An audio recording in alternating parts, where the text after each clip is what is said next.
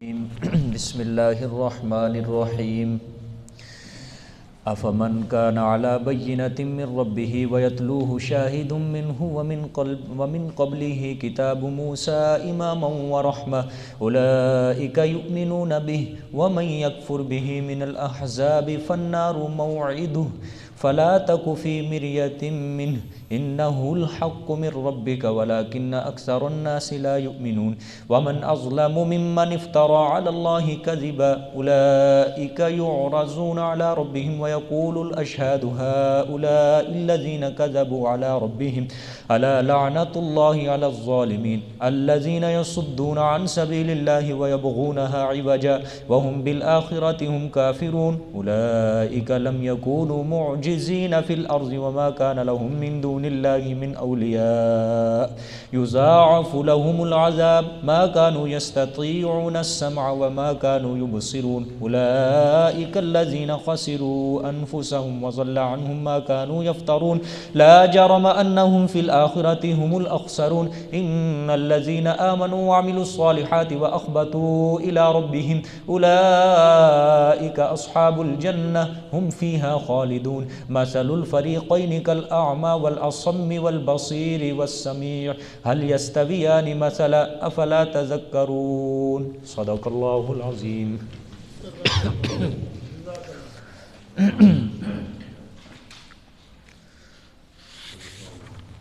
کل کے سبق میں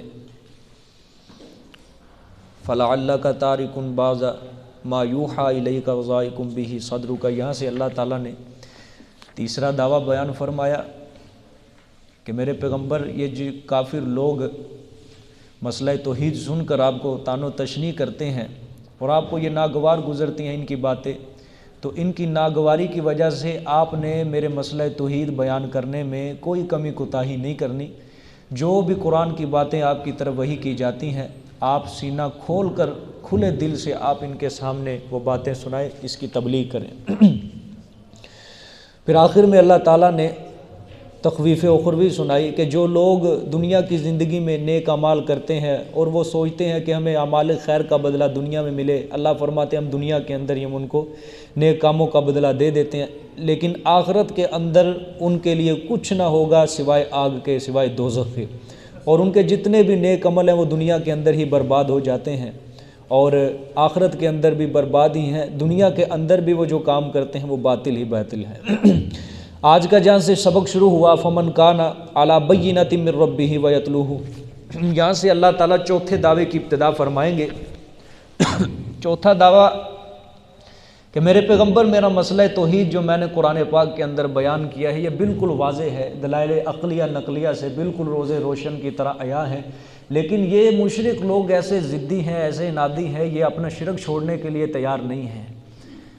یہ ترجمہ دیکھیں، افمن کان علی بینۃ من ربہ، کیا پس وہ انسان جو ہووے اوپر دلیل کے، من ربہ اپنے رب کی طرف سے، ویتلوہ اور پیچھے سے لاحق ہوتا ہے اس کے، اور پیچھے سے لاحق ہوتا ہے اس کے، شاہد منہ گواہی دینے والا اس سے، یعنی اس اللہ کی طرف سے، ویتلوہ اس کا لفظی ترجمہ اور پڑھتا ہے اس کو، گواہی دینے والا اس اللہ کی طرف سے، لیکن میں نے ترجمہ کیا اور پیچھے سے لاحق ہوتا ہے اس کو ایک شاہد گواہی دینے والا اس اللہ کی طرف سے، وَمِن قَبْلِهِ اور اس سے پہلے، یعنی اس سے پیچھے، یعنی قرآن پاک سے پہلے، کتاب موسیٰ، موسیٰ علیہ السلام کی کتاب یعنی تورات، اماماً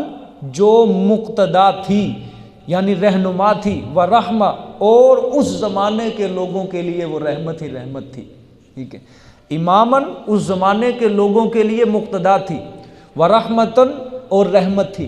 آیت کے اندر بینہ کا لفظ دیکھیں، بینہ سے مراد عقل سلیم ہے، یعنی وہ عقل جو اللہ تعالیٰ نے انسان کو عطا فرمائی، یعنی جو شخص اللہ فرما رہے ہیں عقل سلیم رکھتا ہو اور دین اسلام اور توحید کی سچائی دلائل عقلیہ سے اس کے اوپر روشن ہو، واضح ہو، ٹھیک ہے۔ آگے شاہد وَيَتْلُوهُ شَاهِدٌ، شاہد سے مراد ہے قرآن کے گواہی دینے والا ہے قرآن اللہ کی طرف سے، ٹھیک ہے۔ پھر آگے قرآن سے پہلے یعنی وَمِن قَبْلِهِ، اور اس قرآن سے پہلے کتاب موسیٰ، موسیٰ علیہ السلام کی کتاب جو کیا تھی؟ رہنما تھی اور رحمت تھی۔ اب سمجھے اللہ فرمانا کیا چاہتے ہیں۔ شاہد سے مراد قرآن ہے۔ اللہ نے فرمایا کہ جو انسان اوپر دلیل کے ہو، ٹھیک ہے، دلیل سے مراد دلیل عقلی ہے، ٹھیک ہے، دلیل عقلی۔ اور پھر قرآن بھی دلیل عقلی کے باوجود پھر قرآن بھی کیا دے رہا ہے؟ اللہ کی طرف سے گواہی دے رہا ہے کہ یہ مسئلہ توحید کیا ہے؟ سچ ہے۔ اور دلیل عقلی بینات، میں نے کہا نا، دلیل عقلی کے اوپر بھی ہے کہ اللہ تعالیٰ نے اس انسان کو عقل دی ہے، ٹھیک ہے، اور انسان اشرف المخلوقات ہے، اللہ تعالیٰ نے اس کو سمجھنے کی صلاحیت دی، سوچنے کی صلاحیت دی ہے۔ جہان سارے کا سارا اللہ تعالیٰ کے لیے اللہ تعالیٰ کا دلیل عقلی ہے کہ اس جہان کے اندر انسان غور و فکر کرے اور وہ سمجھ جائے کہ واقعتاً اس نظام کو چلانے والی صرف ایک ذات ہے، اللہ کی توحید کا قائل ہو جائے۔ یہ بینہ کی تفصیل کر رہا ہوں میں۔ اچھا، پھر دلیل عقلی کے باوجود قرآن پاک بھی مسئلہ توحید کی حقانیت کو کیا کرتا ہے؟ ثابت کرتا ہے۔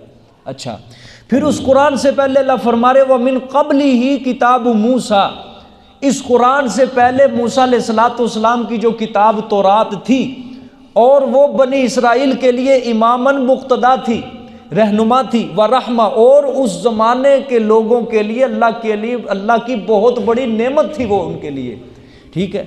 اچھا، وہ بھی اللہ فرما رہے ہیں قرآن بھی اور تورات بھی مسئلہ توحید کی حقانیت کو بیان کر رہی ہے، ٹھیک ہے۔ اب مطلب سمجھو، خلاصہ یہ کہ اللہ فرما رہے ہیں جس شخص کے پاس عقل سلیم ہے، قرآن اور تورات بھی مسئلہ توحید کی شہادتیں دے رہی ہیں، اب کیا اس کے بعد بھی اس مسئلہ توحید کے اندر کوئی شک و شبہ کی گنجائش باقی رہتی ہے؟ یعنی کوئی گنجائش باقی نہیں رہتی۔ دلیل عقلی میں نے اس کو عقل سلیم دی ہے، اور قرآن دیا، قرآن بھی مسئلہ توحید کی حقانیت بیان کرتا ہے اور تورات بھی مسئلہ توحید کی حقانیت بیان کرتی ہے۔ یہ دونوں کتابیں آپس میں متفق تھی، کوئی اختلاف نہیں تھا۔ کیا اس کے بعد بھی، اتنے واضح بیان کے بعد بھی، کیا اب بھی اس مسئلہ توحید کے اندر کوئی شک و شبہ کی گنجائش ہے؟ یعنی کوئی گنجائش نہیں ہے۔ آگے پھر اولئک یؤمنون بہ، یہ اولئک، یہ اشارہ ہو رہا ہے بینہ کی طرف، ٹھیک ہے، بینہ تن کی طرف اشارہ ہو رہا ہے۔ اللہ فرما رہے ہیں کہ جس کو اللہ تعالیٰ نے عقل سلیم سے نوازا ہے وہ عقل سے اس کی صداقت کو سمجھتا ہے، یعنی اسلام کی مسئلہ توحید کی صداقت کو سمجھتا ہے، کیونکہ یہ جو میرا مسئلہ توحید ہے یہ عقل کے عین مطابق ہے، اور شرک جو ہے یہ عقل کے عین مطابق نہیں ہے۔ کس طرح؟ رزق اللہ دیتا ہے، ٹھیک ہے، سب کچھ اللہ دیتا ہے، سانس اللہ دیتا ہے، خالق اللہ ہے، مالک اللہ ہے، رازق اللہ ہے، مشکل کشا، حاجت روا، لیکن پھر بھی اس کو منسوب غیروں کی طرف کر دیتے ہیں۔ یہ عقل کے مطابق نہیں ہے۔ عقل کے مطابق تو یہی چیز ہے کہ جس کا کھاؤ اسی کا گاؤ۔ عقل کے مطابق تو یہی چیز ہے کہ جو ذات دینے والی ہے سب کچھ عبادت بھی صرف اسی کی جائے۔ عقل کے مطابق تو یہی بات ہے نا کہ جو ذات تیرے ذرے ذرے کی مالک ہے، جس ذات نے تجھے پیدا کیا ہے، مشکلات کے اندر، حاجات کے اندر صرف اسی سے مدد مانگو، نہ کہ غیروں سے۔ یہ مسئلہ عقل کے مطابق ہے، ٹھیک ہے۔ اور اس کے باوجود پھر قرآن اور تورات یہ بھی مسئلہ توحید کے حق میں گواہی دے رہی ہیں۔ تو جو لوگ عقل سلیم کے مالک ہیں، قرآن سے سمجھتے ہیں، تورات سے سمجھتے ہیں، اولئک یؤمنون بہ، یہی لوگ ہیں ایمان لاتے ہیں ساتھ اس مسئلہ توحید کے، ٹھیک ہے، کہ یہ لوگ جو عقل سے سوچتے ہیں، قرآن پاک کے اوپر نہ غور و فکر کرتے ہیں کہ قرآن بھی دیکھو مسئلہ توحید کو بیان کر رہا ہے، اس سے پہلے کتاب تورات تھی وہ بھی مسئلہ توحید کو بیان کر رہی ہے۔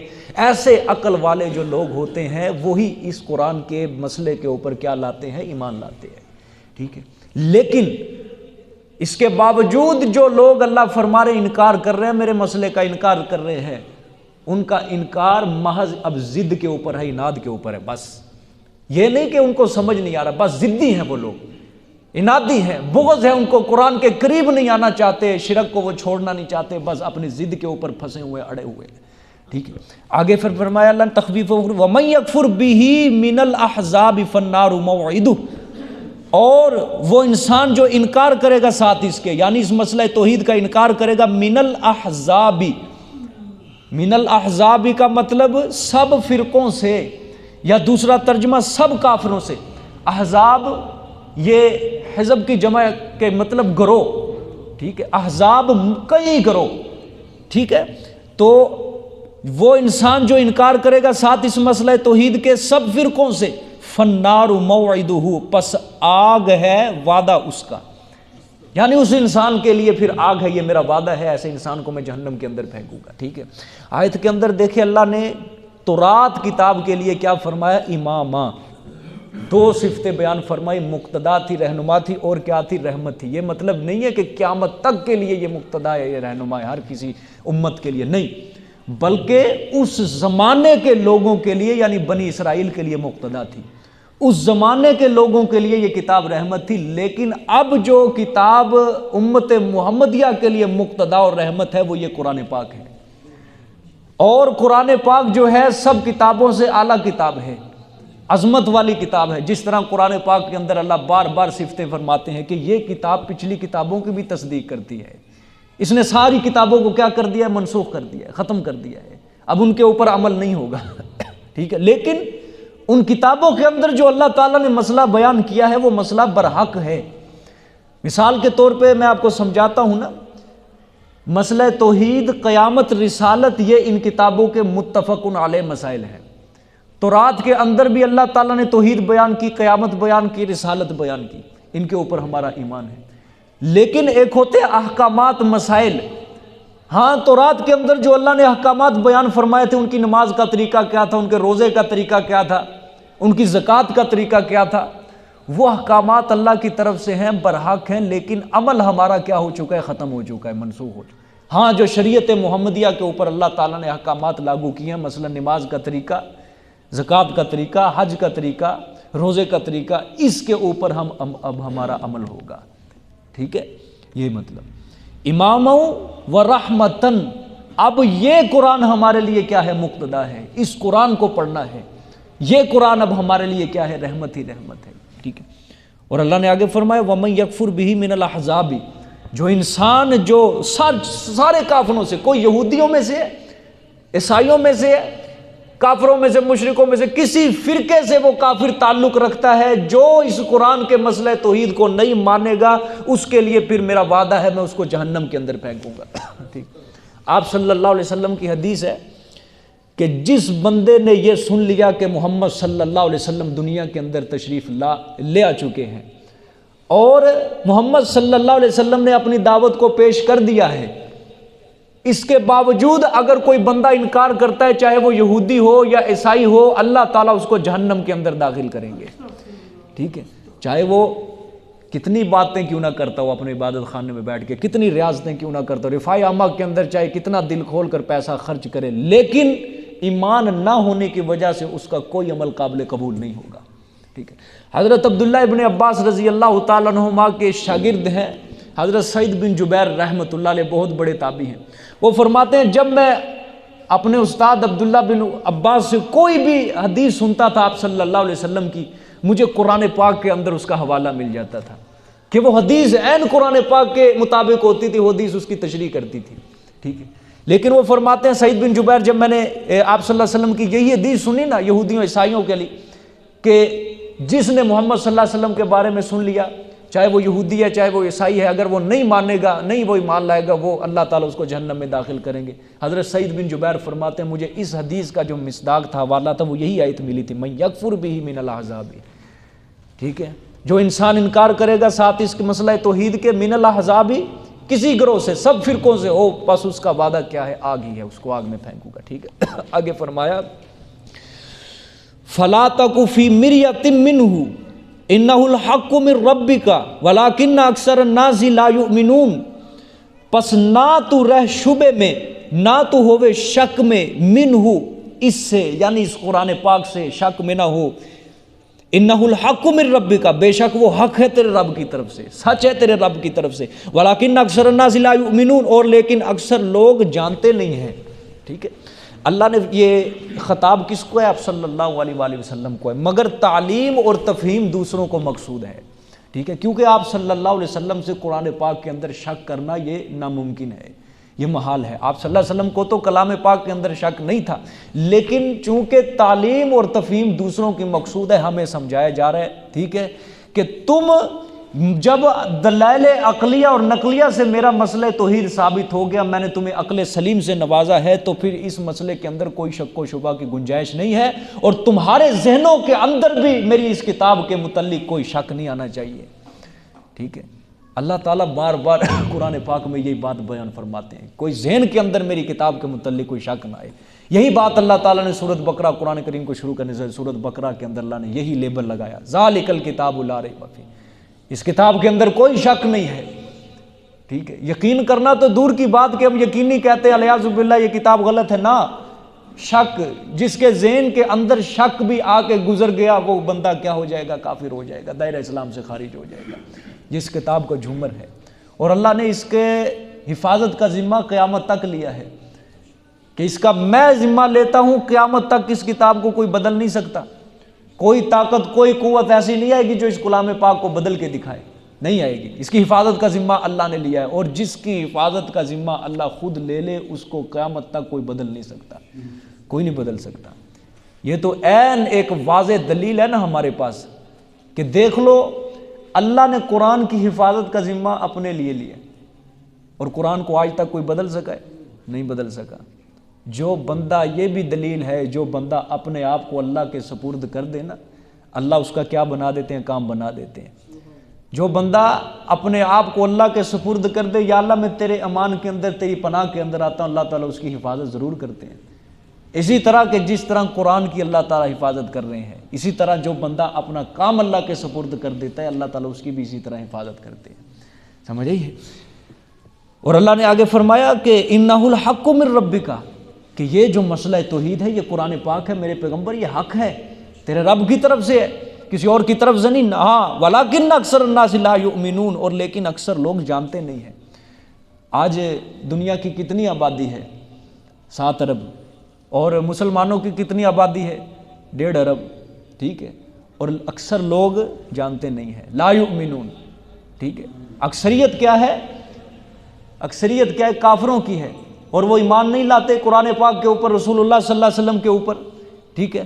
ولیکن اکثر الناس لا یؤمنون، اکثر لوگ ایمان نہیں لاتے ہیں، ٹھیک ہے کہ نہیں۔ اور مسلمانوں کی آبادی کتنی ہے؟ 1.5 ارب، یہ کم ہے، تھوڑے لوگ ہیں ایمان لانے والے، تھوڑے لوگ ہیں ایمان لانے والے، زیادہ لوگ جانتے نہیں۔ حق جو ہوتا ہے وہ کم ہی ہوتا ہے، ٹھیک ہے، تھوڑے لوگ ہوتے ہیں، لیکن ہوتے ہیں وہ بھاری ہیں۔ اللہ کے نزدیک عزت والے، مقام والے، مرتبے والے، قدر والے لوگ جو ہوتے ہیں وہ کم لوگ ہی ہوتے ہیں، وہ حق کے اوپر جو ہوتے ہیں، ٹھیک ہے۔ اللہ تعالیٰ کو میرے عزیز دوستو مقدار نہیں چاہیے، اللہ کو معیار چاہیے، اللہ کو اخلاص چاہیے، اللہ تعالیٰ کو صاف دل چاہیے، ٹھیک ہے۔ 1000 دل، لاکھ دل بھی برے ہوں، اللہ کو نہیں پسند۔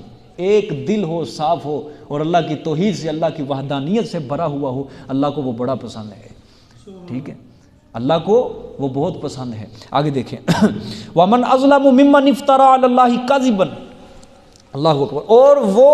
اور کون زیادہ ظالم ہے اس انسان سے جو گھڑتا ہے اوپر اللہ کے جھوٹ کو گھڑتا ہے۔ کون سا جھوٹ؟ شرک والا، جھوٹ والا۔ شرک بھی ایک جھوٹ ہے نا۔ مشرک انسان جو شرک کرتا ہے یوں ہی تو نہیں کرتا، بلکہ جو بھی وہ شرک کرتا ہے سب سے پہلے دلیل دیتے ہیں اللہ خود خوش ہے اس سے، میں تو اس کے بزرگوں کی تعظیم کر رہا ہوں، اس کے آگے جو غیر اللہ کے آگے میں سجدہ کر رہا ہوں، اس کے بزرگوں کے آگے سجدہ کر رہا ہوں، نظر نیاز دے رہا ہوں، اللہ تعالیٰ خوش ہوتا ہے اس کام سے کہ اللہ نے خود حکم دیا ہے۔ یہ ہے جھوٹ باندھنا اللہ کے اوپر۔ اور شاہ عبد القادر رحمۃ اللہ علیہ فرماتے ہیں اللہ کے اوپر جھوٹ باندھنے کی کئی وجوہات ہو سکتی ہیں، کئی راستے ہو سکتے ہیں۔ ایک تو یہی جو میں نے آپ کے سامنے بیان کر دیا کہ شرک والا جو جھوٹ ہے، یہ مشرک اپنے رب کے اوپر مانتا ہے کہ مجھے شرک کرنے کا حکم اللہ نے دیا ہے، اس کے علاوہ کوئی لگا لو، یہ کلام اللہ کی طرف سے نہیں ہے، یہ بھی اللہ کے اوپر کیا ہے؟ جھوٹ ہے۔ اس کے علاوہ جو بندہ الیاذ باللہ کہتا ہے، جس طرح مرزا قادیانی لعنت اللہ علیہ یوم الدین، جس نے کہا کہ میں نبی ہوں، نبوت کا تاج کون رکھتا ہے سر پہ؟ اللہ رکھتا ہے۔ اور جو بندہ کہتا ہے کہ میں نبی ہوں، جھوٹا دعویٰ کرتا ہے، وہ بھی اللہ کے اوپر کیا باندھ رہا ہے؟ جھوٹ باندھ رہا ہے۔ مسلمہ کذاب نے دعویٰ کیا کہ میں نبی ہوں، تو گویا اس نے اللہ کے اوپر کیا باندھا ہے؟ جھوٹ باندھا ہے، ٹھیک ہے، کیونکہ نبی جو ہوتا ہے وہ اللہ بناتا ہے، اور اس نے کیا دعویٰ کیا ہے نبوت کا دعویٰ کر کے، کیا دعویٰ کیا پیش کرنا چاہتا ہے کہ اللہ میرے اوپر اپنا کلام اتارتا ہے، اللہ میرے اوپر وہی اتارتا ہے، کلام اتارتا ہے، لعاذ باللہ۔ بلکہ مرزا قادیانی تو بدبخت نے یہاں تک لیا، کیونکہ انگریز کا اٹھایا ہوا تھا نا یہ، اس نے کہا اللہ میرے اوپر انگلش میں وہی اتارتا ہے، اور پھر اس نے کتاب بھی لکھی ہے کہ یہ دیکھو، یہ انگلش کے اندر اس نے عبارت لکھ کے کہا یہ اللہ نے میرے اوپر اتاری، یہ اللہ تعالیٰ نے میرے اوپر اتاری، لعاذ باللہ، لعاذ باللہ، نقل کفر نہ باشد۔ ٹھیک ہے، تو یہ کئی وجوہات، کئی طریقے ہیں اللہ کے اوپر جھوٹ باندھنے کے۔ اللہ نے فرمایا اس سے بڑا ظالم کون ہو سکتا ہے جو اللہ کے اوپر جھوٹ باندھتا ہے؟ اولئک یعرضون علی ربہم، اللہ اکبر، یہی لوگ، یہ جو اللہ کے اوپر جھوٹ باندھتے ہیں، یہ ظالم لوگ، یعرضون پیش کیے جائیں گے، علی ربہم اوپر اپنے رب کے، کب؟ فی الآخرہ، قیامت والے دن، آخرت کے اندر، قیامت میں پیش کیے جائیں گے اللہ کے سامنے۔ پھر کیا ہوگا؟ وَيَقُولُ الْأَشْهَادُ، اور گواہی دیں گے، اور گواہی دیں گے، اشہاد، اور کہیں گے گواہی دینے والے، ہؤلائی، یہ وہ لوگ ہیں، الذین، وہ لوگ ہیں، کذبوا علی ربہم، جنہوں نے جھٹلایا، جھوٹ بولا اپنے رب پر، یہ وہ لوگ ہیں جنہوں نے جھوٹ بولا تھا اپنے پروردگار کے اوپر۔ ٹھیک ہے، آگے کیا فرمایا؟ آگے اللہ کا کلام، الا لعنۃ اللہ علی الظالمین، خبردار، اللہ کی بڑی لعنت ہے اوپر ظلم کرنے والوں کے۔ ٹھیک ہے، جھوٹ باندھنے والوں کے اوپر اللہ کی بڑی لعنت ہے۔ اللہ تعالیٰ نے اس آیت میں فرمایا اس شخص سے بڑا ظالم کون ہوگا جو اللہ کے اوپر کیا باندھتا ہے؟ جھوٹ باندھتا ہے، شرک ثابت کرتا ہے، شرک کر کے اللہ کی طرف منسوب کرتا ہے، یہ افتراء ہے۔ اللہ نے فرمایا قیامت والے دن رب کے سامنے یہ مجرمین کی حیثیت سے یہ اللہ کے سامنے پیش کیے جائیں گے، اور پھر گواہی دینے والے کہیں گے۔ گواہی دینے والوں سے کون کون مراد ہیں؟ انبیاء علیہ الصلوۃ والسلام، صلحاء، نیک لوگ، مومنین، انسان کے اپنے اعضائے جوارح، یہ سارے لوگ کیا دیں گے؟ گواہی دیں گے۔ حتیٰ کہ جس زمین کے اوپر بیٹھ کے اس نے گناہ کیا ہے، شرک کیا ہے، کفر کیا، اللہ کی نافرمانی کی، وہ زمین کا ٹکڑا بھی اللہ کے دربار میں گواہی دے گا، یا اللہ اس نے دنیا میں رہ کے میرے اوپر بیٹھ کے یہ کام کیا، یہ نافرمانی کی ہے۔ اور اعضائے جوارح، یہ تو قرآن پاک کے اندر سورۃ یاسین کے اندر اللہ نے واضح بیان فرمایا ہے۔ ٹھیک ہے، جس سورۃ یاسین کو لوگ 500 بار پڑھتے ہیں اصحال ثواب کے لیے، مدرسوں سے لے کے آتے ہیں 500، 1000 اصحال ثواب کے لیے، اسی سورۃ یاسین کے اندر لکھا ہے الیوم نختم علی افواہہم، جس دن ہم انسان کے منہ کے اوپر مور لگا دیں گے، بند کر دیں گے۔ ٹھیک ہے، آگے وتکلمنا ایدیہم، ٹھیک ہے، اس کے ہاتھ ہم سے کلام کریں گے، تکلمنا ایدیہم۔ آگے وتشہد ارجلہم، اور اس کے پاؤں گواہی دیں گے، بولیں گے، بما کانوا یکسبون، بسبب اس کے جو انہوں نے دنیا کے اندر کمایا ہے۔ ہاتھ کہیں گے، انسان کے خلاف بول پڑیں گے، انسان بھی حیران ہو جائے گا کہ یہ کیا بن گیا میرے ساتھ، یہ ہاتھ میرے ہیں، یہ پاؤں میرے ہیں، یہ کیسے، یہ میرے خلاف گواہیاں دے رہے ہیں۔ انسان حیران ہو جائے گا کہ یہ سارے انسان کے حق میں یا انسان کے خلاف گواہیاں دیں گے۔ اگر انسان نے ہاتھوں کو اچھا استعمال کیا، آنکھوں کو اچھا استعمال کیا، کانوں کو اچھا استعمال کیا، تو یہ انسان کے حق میں گواہی دیں گے کہ یا اللہ تیری فرما برداری کے اندر اس نے استعمال کیا ہے۔ اگر انہوں کو غلط استعمال کیا تو یہی اعضائے جوارح قیامت والے دن اللہ کے سامنے ہمارے خلاف گواہی دیں گے۔ اور ان کو تو کوئی، اللہ تعالیٰ تو قادر ہے ہر بات کے اوپر۔ ہمارے عقل کے اندر تو یہ آتا ہے ہاتھ کس طرح بولیں گے، کان کس طرح بولیں گے، اللہ تعالیٰ ہر چیز کے اوپر قادر ہے، اللہ ہر چیز کے اوپر قادر ہے۔ سمجھئے، وہ پتھر کے اندر ایک کیڑے کو بھی تر و تازہ رزق دینے کے اوپر قادر ہے، وہ سمندروں کے اندر 12 رستے بنانے کے اوپر بھی قادر ہے، وہ آگ کو ٹھنڈا کرنے کے اوپر بھی قادر ہے، وہ مچھلی کے پیٹ میں بھی ایک انسان کو زندگی دینے کے اوپر قادر ہے، ہر بات کے اوپر قادر ہے وہ۔ سمجھ آئیے کہ نہیں؟ ہاں، تو یہ ہوں گے گواہیاں دینے والے، نبی گواہی دیں گے کہ یا اللہ یہ ہے جس قوم کی طرف تو نے ہمیں پیغمبر بنا کر بھیجا تھا، اس میں سے یہ لوگ تو ایمان لائے تھے، لیکن یہ لوگ تو اپنے شرک کے اوپر پکے رہے تھے۔ نیک لوگ گواہی دیں گے، علماء گواہی دیں گے، یا اللہ ہم نے بڑا سمجھایا، نہیں سمجھے یہ لوگ۔ شہداء گواہی دیں گے، سمجھ آئی ہے، ایسے لوگ، یہ سارے ملائکہ گواہی دیں گے، سمجھ آئی، کرامن کاتبین گواہی دیں گے کہ یا اللہ پاک دنیا کے اندر یہ کام کرتے رہے ہیں، یہ اللہ معاف فرمائے، اللہ تعالیٰ قیامت کی شرمندگی سے بچائے۔ یہ دعا کیا کرو سارے کے سارے، قیامت کی ہولناکی سے، قیامت کے دن کی شرمندگی سے بچائے۔ دنیا کے اندر تو اگر کوئی شرمندگی ہو جائے، کوئی کسی بندے کا گناہ کھل جائے، یہ کم ہے شرمندگی، لیکن قیامت والے دن اگر سارے پول کھل گئے نا، وہاں کی شرمندگی بہت بڑی شرمندگی ہے، سمجھ آئیے کہ نہیں؟ وہاں پھر جا کے سارے پول کھل جائیں گے۔ یہ آیت وَيَقُولُ الْأَشْهَادُ، اس سے عبرت حاصل کرو، خدا کے گواہی دینے والے کہیں گے، ٹھیک ہے، کہ یہی وہ لوگ ہیں الذین کذبوا علی ربہم، یہی وہ لوگ ہیں جنہوں نے جھوٹ بولا تھا اوپر اپنے رب کے، جھوٹ بولا تھا۔ الا لعنۃ اللہ علی الظالمین، اور پھر وہی گواہی دینے والے کہیں گے کہ خبردار اللہ کی بڑی لعنت ہے ظلم کرنے والوں کے اوپر، وہی لوگ کہیں گے۔ آگے پھر انہی لوگوں کا کلام ہے گواہی دینے والوں کا، الذین یصدون عن سبیل اللہ ویبغونھا عوجا وہم بالآخرۃ ہم کافرون، اور یہ لوگ جو جھوٹ بولنے والے تھے اللہ کے اوپر، وہ لوگ روکتے تھے اللہ کی راہ سے، یعنی خود بھی گمراہ تھے، خود بھی کیا تھے؟ گمراہ تھے، اور دوسرے لوگوں کو بھی کیا کرتے تھے؟ گمراہ کرتے تھے۔ ظاہری بات ہے ہدایت یافتہ انسان کسی دوسرے کو گمراہ نہیں کر سکتا۔ جس کو اللہ نے سیدھا رستہ عطا کر دیا، سیدھے رستے کے اوپر چلا دیا، وہ کسی دوسرے کو خراب نہیں کرے گا، وہ سدھارے گا۔ ہاں، جو انسان گمراہ ہو چکا ہے پہلے، جب وہ خود گمراہ ہو گیا، وہ کوشش کرے گا میں اپنے ساتھ دوسرے کو بھی اپنے ساتھ ملاؤں۔ یہ لوگ خود بھی گمراہ تھے، الذین یصدون عن سبیل اللہ، اور وہ لوگ روکتے تھے اللہ کی راہ سے لوگوں کو، کیا؟ ویبغونھا عوجا، اور تلاش کرتے تھے اس میں ٹیڑھ پن کو، کس میں؟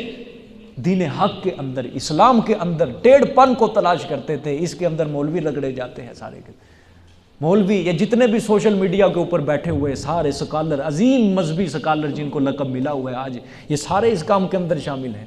ظالم قرآن پاک سے آیات ثابت کر کے اللہ تعالیٰ کی صفت خالقیت کے اوپر اعتراضات کرتے ہیں، شبہات ڈالتے ہیں، سمجھئے؟ یہ شیطان کے کرندے بیٹھے، یہود و نصارہ کے ایجنٹ بیٹھے ہیں، سارے کے سارے قرآن پاک کی آیت کا سہارا لے کے شرک کو ثابت کرتے ہیں، قرآن کی آیت کا سہارا لے کے صحابہ کرام کے اوپر گند اچھالتے ہیں۔ یہ ساری چیزیں کیا ہیں؟ اب قادیانی ہیں، قرآن پاک سے آیتیں پیش کرتے ہیں، یہ دیکھو جی ہماری دلیلیں، یہ ہماری دلیلیں، یہ ہماری دلیلیں۔ شیعہ بیٹھے ہیں، وہ کہتے ہیں یہ دیکھو جی یہ آیت صحابہ کے خلاف ہے، یہ آیت صحابہ کے خلاف ہے، ٹھیک ہے۔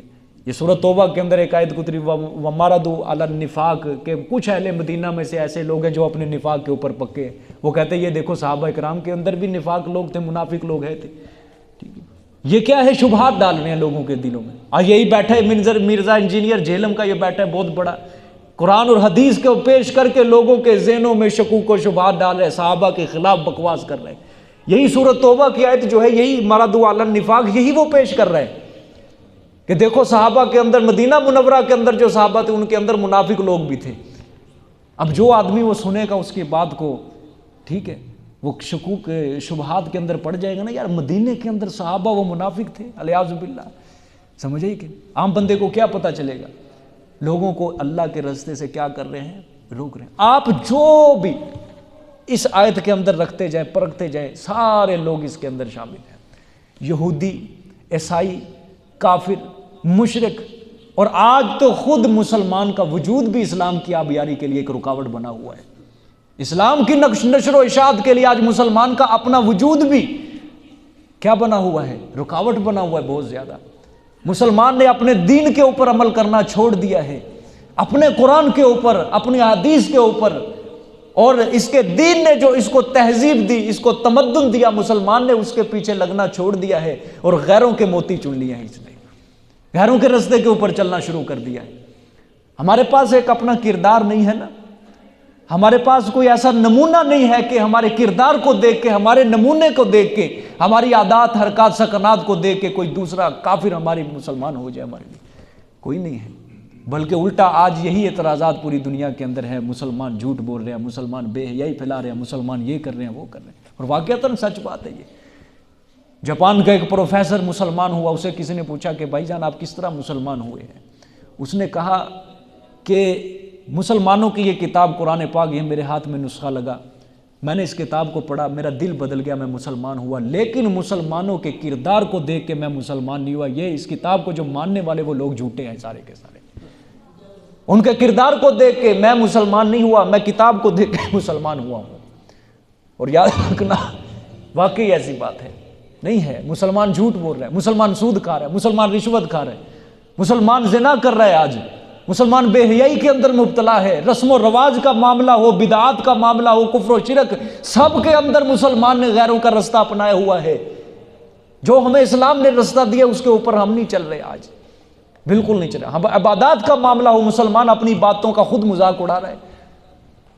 ہر کام کا مسلمان اپنے اسلام کا خود مذاق اڑا رہے. بیڑا غرق مسلمان اپنے اسلام کا، اپنے دین کا خود کر رہا ہے. غیروں سے کیا شکوہ کرے بندہ. اللہ تعالیٰ نے تو یہ آیت ان لوگوں کے بارے میں فرمائی نا، کافر مشرک یہودی لوگ اللہ کے رستے سے روکتے تھے، لیکن یہ اس آیت کے اندر تو آج مسلمان خود شامل ہے کہ اس کا اپنا وجود بھی، اگر کوئی انسان بھی سنت کے اوپر پورا عمل کرے، قرآن کے اوپر پورا عمل کرے، تو اس کے پاس ایک کردار ہے بہت بڑا، کہ اس کے کردار کو دیکھ کے دوسرے بھی کیا ہوں گے، سیدھے ہوں گے، مسلمان ہوں گے. اس کے اخلاق کو دیکھ کے لوگ اپنے آپ کو بھی اچھا اخلاق بنائیں گے، اپنے اندر بھی پیدا کریں گے. لیکن مسلمان ہی جب گناہ گار ہے، مسلمان ہی جب اللہ کو ناراض کر رہے ہیں، رات دیکھو دن دیکھو نافرمانیوں کے اندر مبتلا ہے، بڑے ہیں چھوٹے ہیں سارے کے سارے اس کام کے اندر لگے ہوئے ہیں. بددینی آج لوگوں کے اندر بہت زیادہ پھیل چکے ہیں. قرآن سے دوری، سنت رسول صلی اللہ علیہ وسلم سے دوری، نماز سے دوری، روزے سے دوری. پھر لوگ کیا ہمارے سے سبق حاصل کریں گے؟ ماں باپ کو دیکھ لو، خود بھی بیٹھے ہیں موبائل لے کے، ماں بیٹھی ہے موبائل لے کے. اولاد کیا سبق حاصل کرے گی؟ اولاد بھی یہی سوچے گی نا، میرا باپ دیکھ رہا ہے فحش فحاشی، میرے لیے کون سا گناہ کا کام ہے یہ. ماں بیٹھی ہے ڈرامے دیکھ رہی ہے، اولاد بھی سوچے گی میری ماں بھی روز ماشاءاللہ ایک قسط دیکھ رہی ہے، میرے لیے کون سا گناہ کا کام ہے یہ.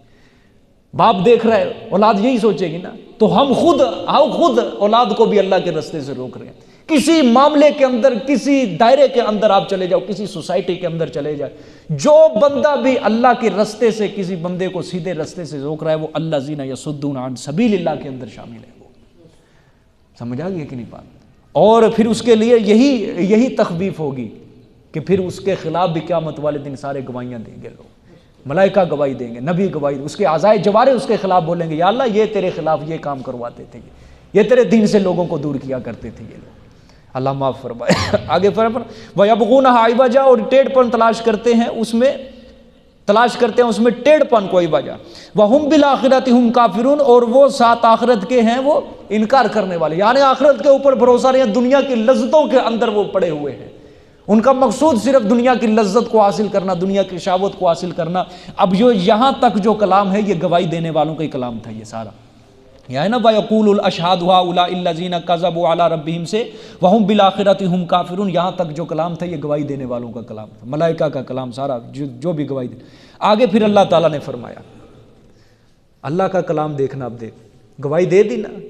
اللہ فرمائیں گے اچھا یہ بات ہے، آخرت کے اوپر انکار نہیں کرتے تھے، یہ اللہ کے رستے سے روکتے تھے اور یہ مجھ پہ جھوٹ باندھتے تھے. اللہ نے فرمایا پھر میری بھی سنو، اولئک لم یکونوا معجزین فی الارض، یہی وہ لوگ ہیں کہ نہیں وہ عاجز کرنے والے زمین میں. کس کو؟ اللہ تعالیٰ کو کبھی عاجز نہیں کر سکتے. پھر یہ زمین میں کہیں بھی چھپ جائیں، کسی کونے کے تحت سرا کے اندر چلیں گے، آخری کنارے کسی پہاڑ کے کسی غفا کے اندر، کسی غار کے اندر چھپ جائیں، اللہ کو عاجز نہیں کر سکتے.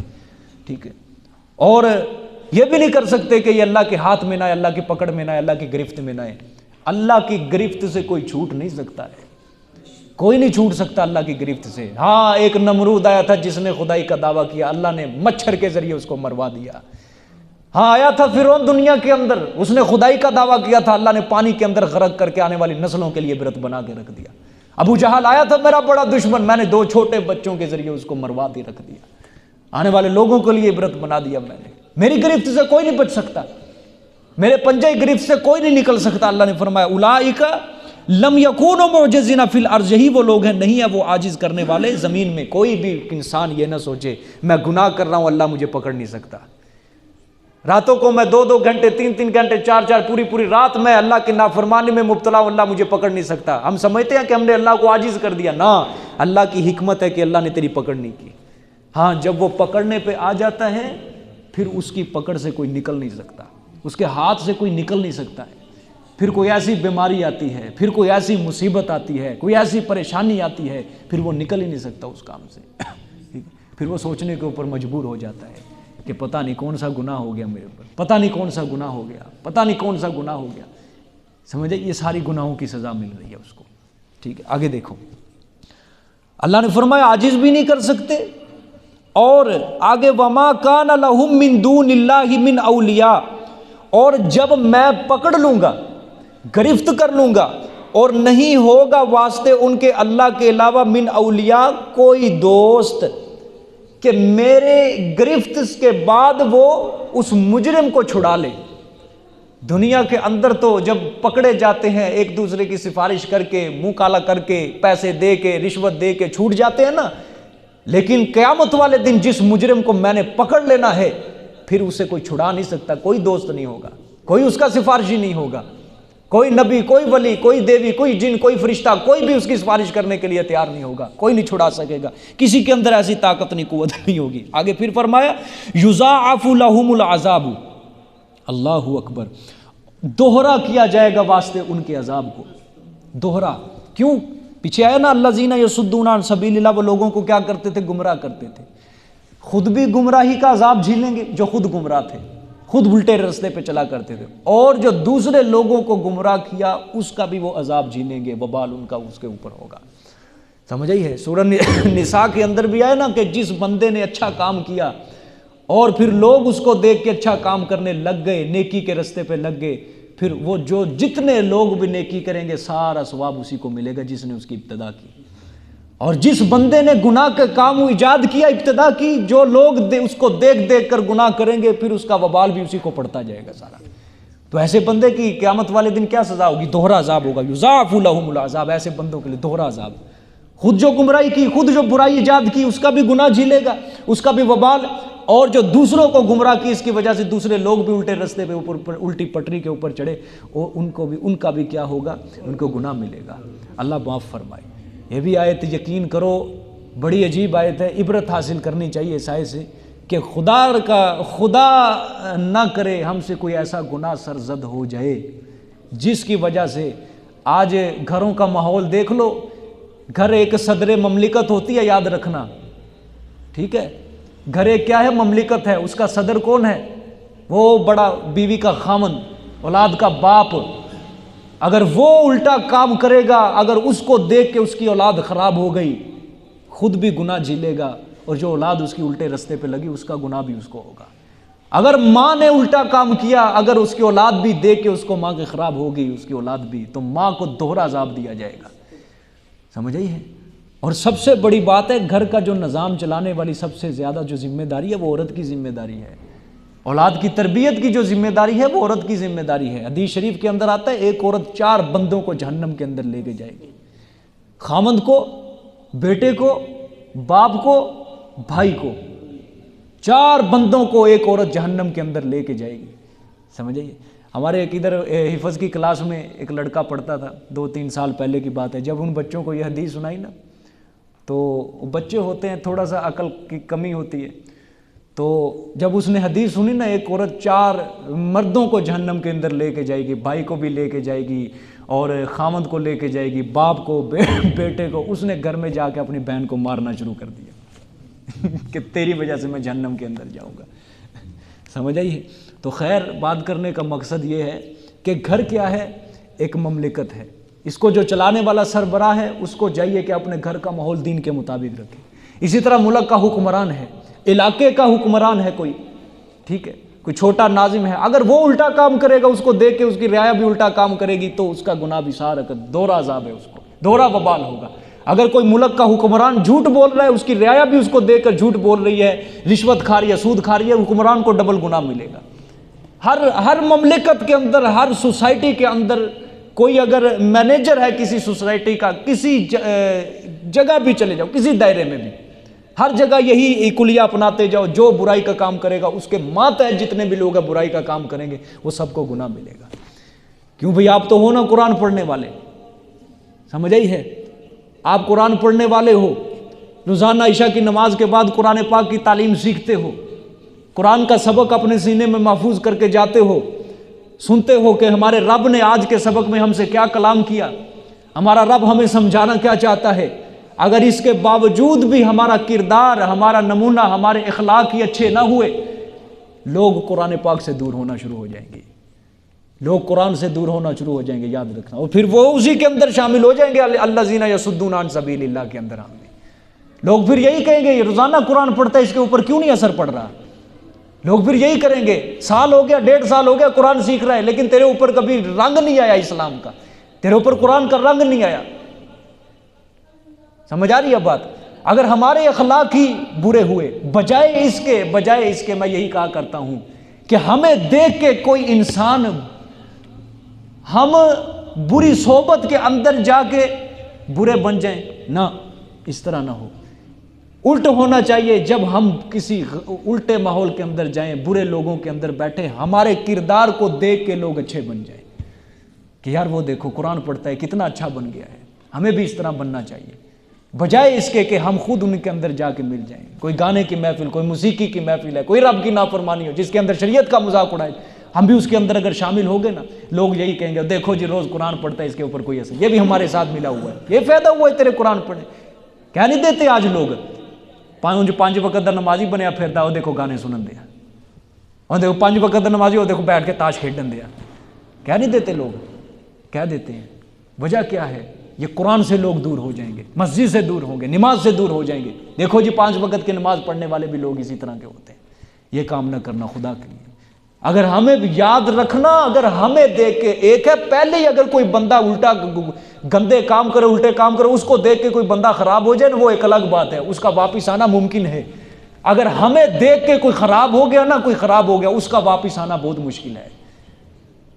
یہ بات سمجھ لینا، یہ ذہن میں بٹھا لینا۔ اگر اچھے انسان کو، اگر روزانہ قرآن پڑھنے والا انسان ہے، 5 وقت کا نمازی ہے، اگر اس کو دیکھ کے، اگر اس کے اخلاق برے ہوئے، اس کو دیکھ کے اگر کوئی سے اخلاق برے ہو گئے، اس کا واپس آنا بہت مشکل ہے۔ کیوں؟ اس کے ذہن میں یہی بات بیٹھی ہوگی، دیکھو جی وہ 5 وقت کا نمازی، وہ الٹے کام کرتا ہے، میرے لیے کون سا گناہ کی بات ہے؟ اس کا واپس آنا بہت مشکل ہے۔ ایک مولوی گناہ کرے نا، پورا معاشرہ، پورا محلہ خراب ہو جاتا ہے، یاد رکھ۔ لوگ کیا سمجھتے ہیں؟ وہ مولوی بھی لگا ہوا کوئی نہیں، اسی بھی لگے ہیں، اسی لیے لوگ کہتے ہیں یہ مولوی بخشے کے رہندے، اسی بھی کوئی نہیں۔ ٹھیک ہے؟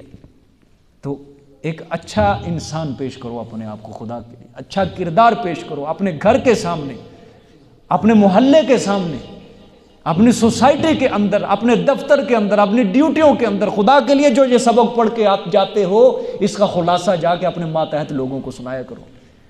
یہی مطلب یہ نہیں ہے کہ عشاء کے بعد بس پونا گھنٹہ اس کو سنا، بس یہ سبق ادھر ہی رکھ کے چلے گئے، بس جس طرح قرآن پاک بند کیا اور سبق بھی اسی طرح ادھر ہی رکھ کے چلے گئے، نہیں، یہ کام نہ کرو۔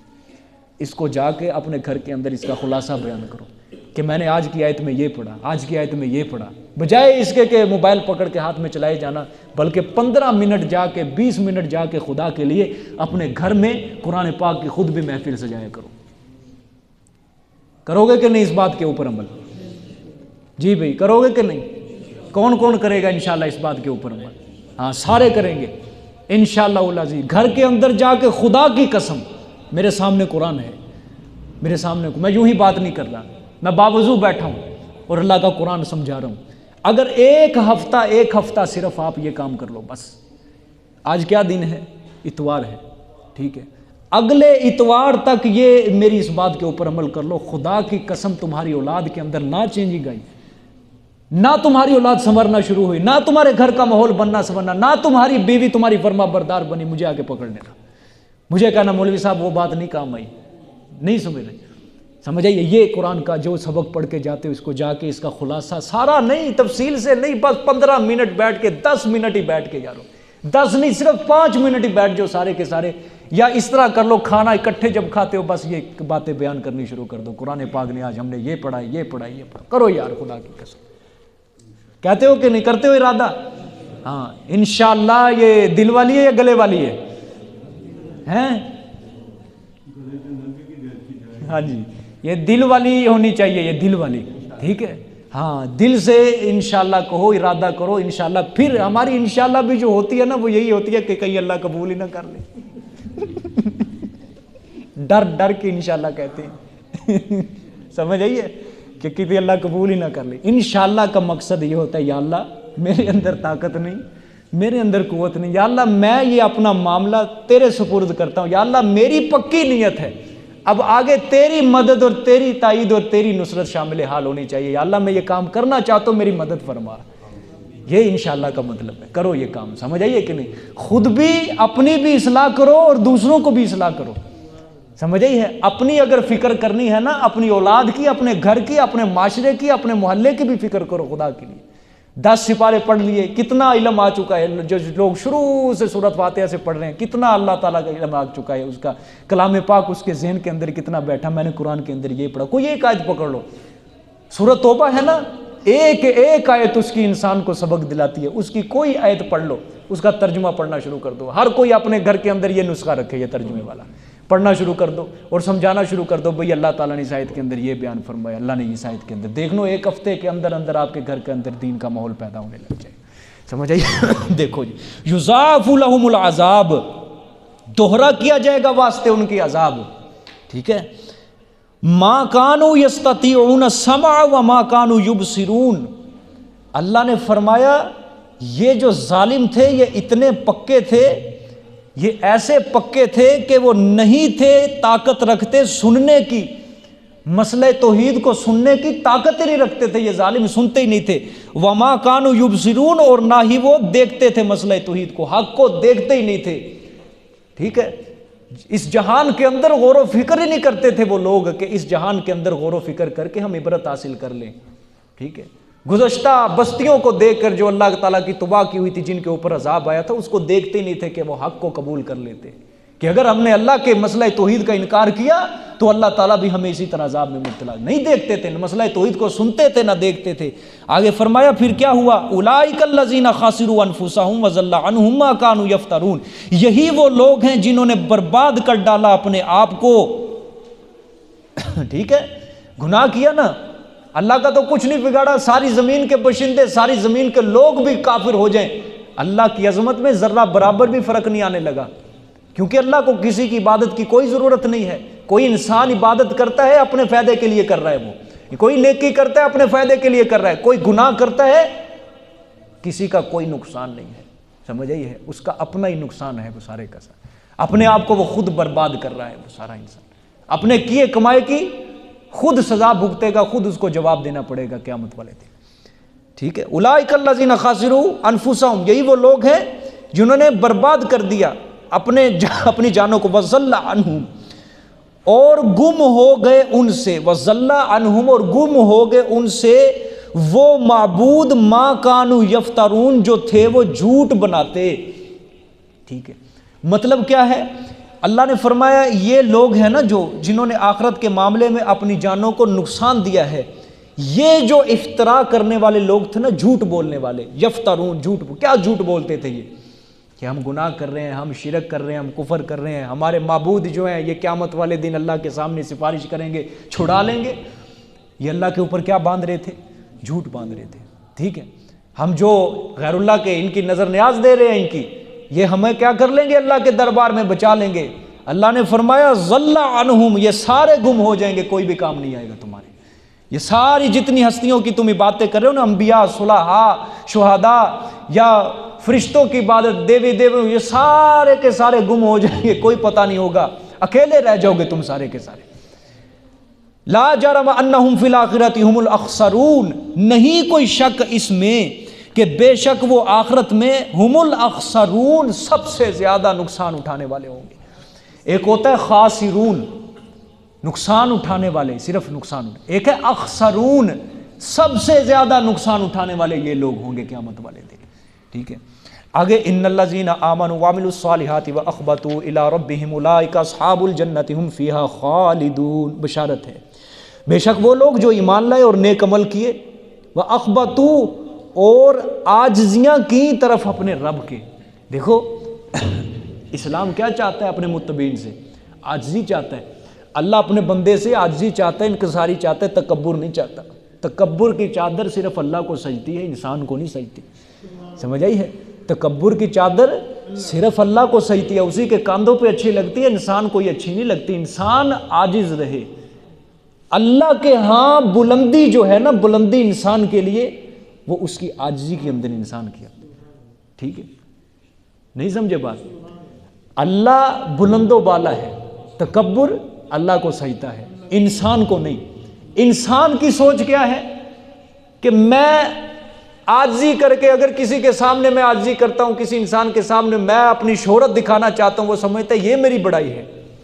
اللہ فرماتے ہیں انسان تیری بڑائی یہ نہیں ہے کہ دوسروں کے سامنے اپنا تکبر کا اظہار کریے، میرے سامنے تیری یہ بڑائی نہیں ہے، میرے نزدیک تو بلند اور عظمت والا اور مقام والا تب ہی بنے گا جب تم میرے آگے عاجزی کرے گا، میرے آگے انکساری کرے گا۔ اور یاد رکھنا من کان اور یرید العزہ فإن العزۃ للہ جمیعا، جو بھی انسان ارادہ کرتا ہے عزت کا، ساری عزتیں ہیں یہ اللہ کے لیے، ٹھیک ہے۔ انسان کہتا ہے میری مخلوق کے اندر، شہر والوں کے اندر میری عزت بڑھے، ٹھیک ہے، یہ اللہ کے آگے عزت نہ رہی، کیا فائدہ ایسی عزت کا؟ خاک میں پھینکو ایسی عزت کو، کہ جو اللہ کے آگے عزت نہیں ہے، اللہ کے آگے مقام مرتبہ نہیں ہے، کیا فائدہ؟ دنیا کے اندر جینے کا بھی کیا فائدہ، رہنے کا اندر کیا فائدہ؟ ایسا انسان سے بڑا ذلیل کوئی نہیں ہے کہ جو تکبر کر رہا ہے، اللہ کی نافرمانی کر رہا ہے، اور کھا بھی اسی کر رہا ہے، پی بھی اسی کر رہا ہے، اور پھر نافرمان بھی دن رات اسی کی کر رہا ہے۔ ایسے انسان سے بڑا ذلیل انسان کوئی نہیں ہے دنیا کے اندر۔ اللہ کو عاجزی پسند ہے، انکساری پسند ہے، اللہ کو جھکنا پسند ہے انسان کا۔ اسی لیے نماز جو ہماری ہے نا، یہ ساری کی ساری عاجزی ہے۔ سجدے کے اندر سب سے زیادہ عاجزی ہے، رکوع کے اندر عاجزی ہے، جب ہم کھڑے ہوتے ہیں یہ بھی عاجزی ہے، یاد رکھنا۔ عام حالت کے اندر جب ہم کھڑے ہوتے ہیں اس کے اندر اتنی عاجزی نہیں ہے جتنی نماز کے اندر جب ہم کھڑے ہوتے ہیں اس کے اندر عاجزی ہوتی ہے، جس کے اندر ہاتھ باندھ کے، نظر ایک طرف ٹکا کے، ذہن ایک طرف رکھ کے کہ اللہ ہمیں دیکھ رہا ہے، اللہ میری نماز کو قبول کرے گا، یہ عاجزی ہے ساری کی ساری۔ پھر اس نماز کے اندر ہم اللہ کی کیا کرتے ہیں؟ تعریفیں کرتے ہیں، سبحانک اللہم و بحمدک و تبارک اسمک و تعالی جدک ولا الہ۔ پھر ہم اعوذ باللہ، بسم اللہ، پھر سورۃ فاتحہ پڑھتے ہیں، سبحان اللہ، پورے قرآن کا خلاصہ ہے۔ پھر ہم سورت پڑھتے ہیں، پھر رکوع کرتے ہیں، رکوع کے اندر بھی تسبیحات ہو رہی ہیں، رکوع سے اٹھتے وقت تسبیحات ہو رہی ہیں، سجدے میں جا رہے ہیں تسبیحات ہو رہی ہیں، اللہ کی بلندی بیان ہو رہی ہے۔ انسان کیا ہے؟ جھکا ہوا ہے اللہ کے آگے۔ تو اللہ تعالیٰ کو ہر حال میں یہ 5 وقت کی نماز جو ہے نا، یہ یہی بات یاد دلاتی ہے کہ انسان، اللہ تجھ سے چاہتا ہی عاجزی ہے۔ فجر کی نماز پڑھتے ہیں، باقی پورا جو درمیان میں زور تک وقفہ ہوتا ہے، انسان کو یہ سبق یاد دلاتی ہے فجر کیا انسان تو نیند سے اٹھ کے آیا، اب تیرا دن جو گزرنا چاہیے وہ اللہ تعالیٰ کی عاجزی کے اندر ہی گزرنا چاہیے اللہ کے سامنے۔ زور کی نماز یہ سکھاتی ہے، عصر کی نماز ہے، مغرب کی نماز، عشاء کی نہیں، انسان کو جھکنا سکھا رہی ہے یہ نماز، کہ تیرا کارساز، تیرا مشکل کشا، تیرا حاجت روا، تجھے سب کچھ دینے والا وہی ہے، لہٰذا اس کی ناشکری نہیں کرنی، اس کی فرما برداری ہی کرنی ہے تو نے۔ سمجھ ہی ہے؟ آگے دیکھو، ان الذین آمنوا وعملوا الصالحات، بے شک وہ لوگ جو ایمان لائے اور نیک عمل کیے، واخبتوا الی ربہم، اور عاجزیاں کی طرف اپنے رب کے، اولئک اصحاب الجنہ، یہی صفات کے حامل لوگ جنت والے ہوں گے۔ ایمان لائے، نیک عمل کیے اور عاجزی بھی کی ہے، 3 چیزیں، ایمان بھی لائے، نیک عمل بھی کیے اور عاجزیاں کرنے والے، ٹھیک ہے، یہ تینوں چیزیں اللہ فرما رہے ہیں کیا ہیں؟ یہ جنتی لوگ ہوں گے۔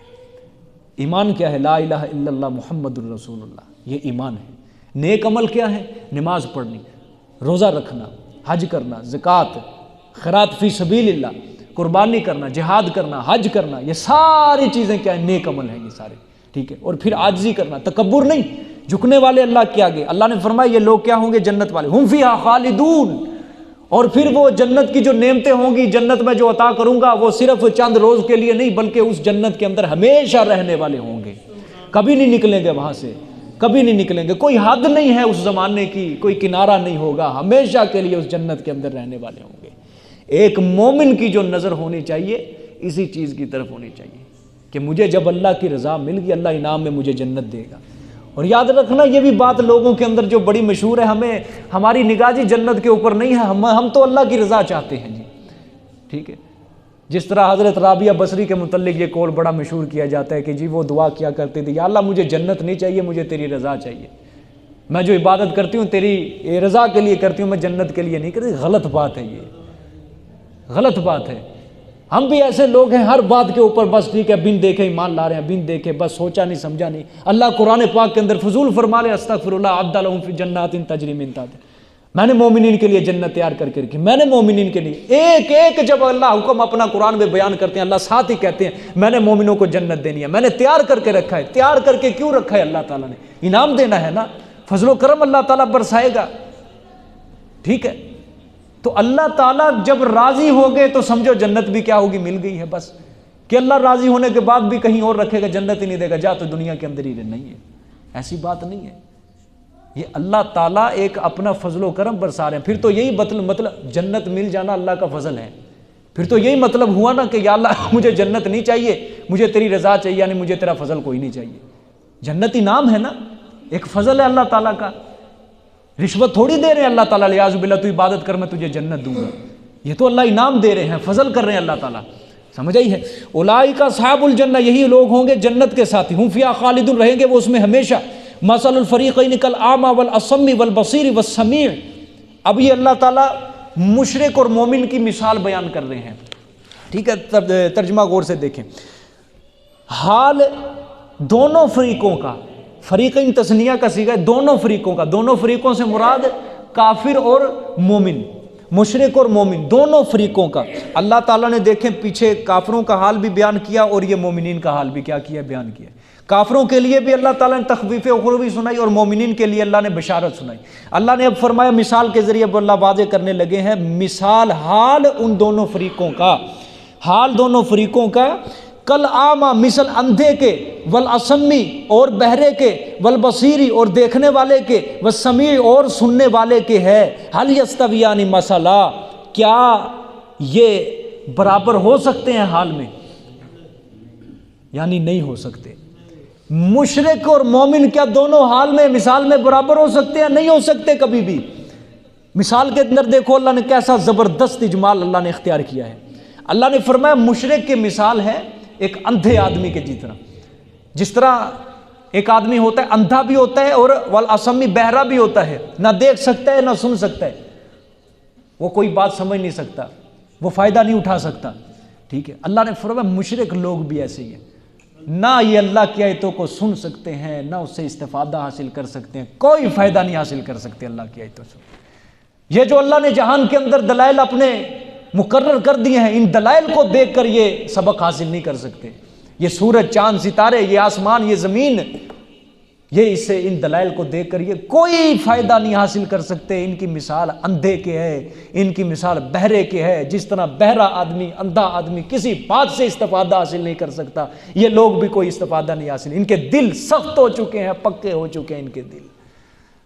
یہودیوں کے متعلق بھی اللہ نے قرآن میں یہی فرمایا ہے کہ ان کے دل مصر پتھر کے ہیں، پھر آگے اللہ نے فرمایا پتھر کے نہ، بلکہ پتھر تو پھر بھی نرم ہوتے ہیں، پتھروں سے نہریں بہہ پڑتی ہیں، پتھروں سے چشمے بہہ پڑتے ہیں، کچھ پتھر اللہ کے خوف سے پہاڑوں سے نیچے گر جاتے ہیں۔ اللہ نے فرمایا ان کے دل پتھروں سے بھی زیادہ سخت ہو چکے ہیں، ان کے دل پتھروں سے بھی زیادہ سخت ہو چکے ہیں۔ یہ کافر مشرک، یہ ان کے دل کیا، یہ اندھے بہرے کے ہیں، سمجھ آئی ہے؟ آج بعض بہت زیادہ جو مسلمان ہے نا کلمہ پڑھنے والا، اس کے دل پہ قرآن جب اثر نہیں نہ کرتا، جب وہ کہتا ہے قرآن پڑھتے ہیں اثر نہیں ہوتا، وجہ یہی ہے تیرا دل گناہوں کے اندھیروں کے اندر پھنسا پڑا ہے، تیرا دل سخت ہو چکا ہے۔ یہودیوں کے متعلق اللہ نے اسی لیے فرمایا تھا کہ قرآن ان کے دل پہ اثر اس لیے نہیں کرتا کہ ان کے دل گناہوں کے اندر پڑھ پڑھ کے سخت ہو چکے ہیں۔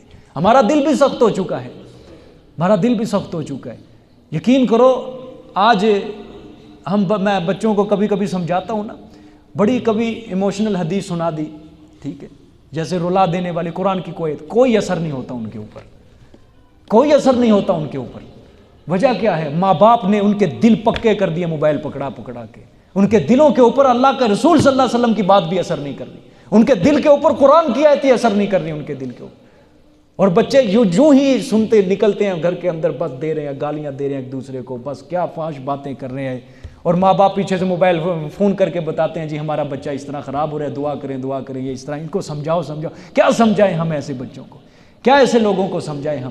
ماں باپ خود خراب کرتے ہیں، خدا کی قسم ہیرا بنا کے دیتے ہیں ہم بچے کو، ماں باپ کے سپرد کرتے ہیں، لیکن ماں باپ ان کو کیا کرتے ہیں؟ موبائل دے کے سارا 4 سال کی محنت ضائع ہو جاتی ہے، حفظ کلام اس کو سارے کا سارا بھولا ہوتا ہے سارا۔ ابھی حال ہی میں واقعہ ہے، ہمارے سے 2 بھائی بچے حفظ کر کے سگے بھائی، ماں باپ نے موبائل پکڑا ہے ہاتھ کے اندر، اور موبائل بھی لاکھ 1.5 لاکھ والا رکھا ہوا ہے، بڑا سمجھایا ہم نے خدا کے لیے، بھول جائیں گے، نہ کرو نہ کرو نہ کرو۔ اب حالت یہاں پہ آئی ہوئی ہے، دونوں بچے سگے اس کے بیٹے دونوں بڑے بغاوت کر چکے ہیں، جاؤ ہم کرتے نہیں ہیں کوئی کام، بیٹھے ہیں ہم دنیا گھر میں بیٹھے ہیں، خود خراب کرتے ہیں ماں باپ، پھر بعد میں روتے ہیں یہ ہو گیا وہ ہو گیا فلاں اولاد باغی ہو گئی۔ وجہ کیا ہے؟ موبائل دے دیا ہے، یہ پسٹل لوڈ کر کے ہاتھ میں پکڑا دیے، ان کے دل سخت ہو چکے ہیں، لوگوں کے دل سخت ہو چکے ہیں، گناہوں کے اندر ہم نے دل کو مست کر کے اپنے دل کو گناہوں کے اندھیروں میں پھنسا دیا ہے، اسی لیے قرآن اثر نہیں کرتا، اسی لیے نبی پاک صلی اللہ علیہ وسلم کی حدیث اثر نہیں کر رہی۔ اور مومن کی مثال کس طرح ہے؟ اللہ نے فرمایا مومن کی مثال دیکھنے والے کے ہے، مومن کی مثال ایسے آدمی کی مانند ہے جو سننے والا ہے، کہ جو مثلاً کوئی بندہ دیکھنے والا ہے، سننے والا ہے، کوئی بات سن کے دیکھ کے وہ اپنا رستہ تلاش کر لیتا ہے۔ مومن قرآن سن کے، اللہ کا قرآن سن کے، اللہ کی بات کو دیکھ کے، حق کو دیکھ کے اپنا مأمن، اپنا رستہ تلاش کر لیتا ہے۔ پھر اللہ نے فرمایا حل یستویان مسئلہ، کیا یہ دونوں مومن اور کافر یہ دونوں برابر ہو سکتے ہیں؟ کبھی نہیں ہو سکتے۔ افلا تذکرون، پس کیوں نہیں تم نصیحت حاصل کرتے، کیوں نہیں تم سیدھے رستے پہ آتے؟ جزاک اللہ، یہ صدق اللہ۔